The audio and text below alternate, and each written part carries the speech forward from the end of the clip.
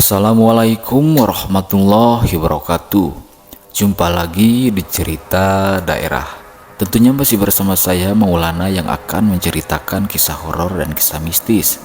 Pada kesempatan kali ini saya akan menceritakan sebuah kisah horor yang berjudul Mendaki Bersama Mayat yang Hilang.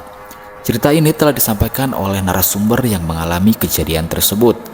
Sebelum menuju ke ceritanya, saya ucapkan terima kasih buat kalian semua yang masih setia bergabung di channel ini. Dan buat kalian yang baru bergabung di channel ini, silahkan klik tombol subscribe dan tombol loncengnya, agar kalian tidak ketinggalan cerita terbaru dari kami. Semoga kalian semua sehat selalu, panjang umur, murah rezeki, dan sukses selalu. Oke, jangan terlalu lama-lama, kita langsung saja dengarkan keseruan dari cerita ini. Mendaki Bersama Mayat yang Hilang. Ini merupakan kisah nyata yang saya alami ketika ikut menjadi anggota pecinta alam di Madiun. Sekitar bulan Agustus tahun lalu, saya bersama dengan beberapa teman berencana untuk melakukan ekspedisi ke Gunung Sumeru. Kebetulan saat itu saya yang ditugaskan menjadi pimpinan rombongan yang terdiri dari 5 orang ditambah seekor anjing untuk berjaga-jaga. Di antara kelima orang itu, hanya saya satu-satunya wanita yang ikut dalam ekspedisi itu. Sebelum memulai pendakian, di kaki Gunung Semeru kami sempat bertemu dengan seorang wanita yang berpakaian lengkap ala seorang pendaki. Rupanya wanita yang mengaku bernama Santi itu berniat untuk melakukan pendakian seorang diri. Merasa sama-sama hendak mendaki, akhirnya saya menawarkan pada Santi untuk bergabung dengan rombongan saya. Pada awalnya beberapa anggota saya sempat keberatan menerima gadis yang masih belia itu untuk bergabung. Namun setelah saya memberi pengertian sambil memaksa, akhirnya rekan-rekan saya dapat menerima kehadiran gadis tersebut dalam kelompok kami. Selama perjalanan terlihat kalau Santi termasuk wanita yang suka bergaul. Tak heran, dalam waktu relatif singkat, kami sudah dapat saling bersanda. Sehingga perjalanan yang seharusnya terasa berat, itu kami rasakan menjadi ringan. Tak terasa hari mulai gelap, karena jalan yang kami lewati mulai diselimuti dengan kabut. Akhirnya kami sepakat untuk istirahat dan meneruskan perjalanan itu pada esok hari. Malam itu kami mendirikan beberapa tenda untuk tempat istirahat. Karena Santi wanita, saya memerintahkan agar ia tidur bersama saya di dalam satu tenda. Sesuai kebiasaan, kami menugaskan salah seorang dari kelompok kami untuk berjaga-jaga dari serangan binatang buas. Kebetulan saat itu yang mendapat tugas untuk menjaga adalah rekan saya yang bernama Robi, dengan ditemani oleh seekor anjing.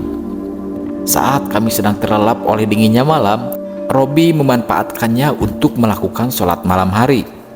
Setelah selesai melaksanakan sholat itu, sekilas Robi melihat bayangan Santi saat keluar dari tenda saya.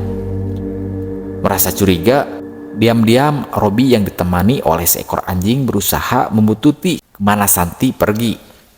Rasa penasaran yang besar disertai perasaan khawatir akan keselamatan gadis itu membuat Robi terus mengikuti jejak Santi yang mulai ditutupi dengan kegelapan malam. Ketika tiba di suatu tempat, tiba-tiba bayangan Santi menghilang. Seketika disertai dengan kelakuan anjing kami yang mulai gelisah dan melolong terus-menerus. Merasa panik kehilangan Santi, Robi memutuskan membangunkan kami semua untuk sesegera mungkin melakukan pencarian. Tapi setelah sekian lama mencari, hasilnya tetap saja sia-sia. Apalagi kondisi cuaca makin bertambah dingin dan gelap. Karena kondisi alam sudah tak memungkinkan, akhirnya kami menunda pencarian dan akan melanjutkan esok hari. Keesokan harinya kami kembali meneruskan pencarian. Dalam pencarian tersebut, saya membagi menjadi 2 kelompok. Satu kelompok terdiri dari Robi dan Nano. Sedangkan kelompok kedua terdiri dari saya sendiri, Heri, dan Agus. Selanjutnya kami mulai melakukan penyisiran secara terpisah di tempat gadis itu menghilang. Setelah sekian lama melakukan pencarian, akhirnya sekelompok yang saya pimpin sampai pada bibir jurang Gunung Semeru. Di dasar jurang itu saya dengan beberapa rekan melihat ada sebuah tas ransel yang tergeletak. Ketika dengan seksama kami memperhatikan warna dan jenis tas tersebut. Sepertinya ransel itu sama seperti yang dipakai oleh Santi. Rasa penasaran yang besar membuat kami memutuskan untuk menuruni jurang tersebut.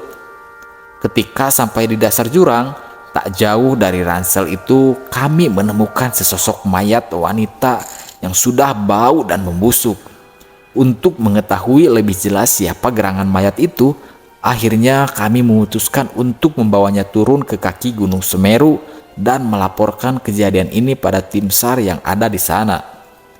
Setelah sampai di bawah, para penjaga gunung itu langsung melakukan pemeriksaan terhadap mayat itu.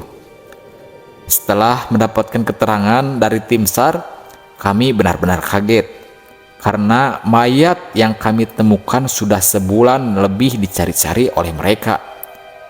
Mendengar keterangan dari para penjaga gunung itu, saya langsung terduduk lemas.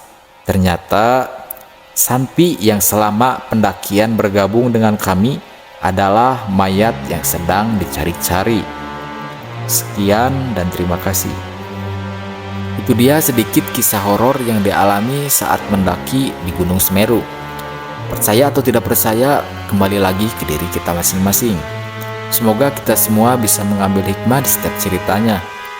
Dan yang pasti, makhluk tak kasat mata itu sudah pasti ada.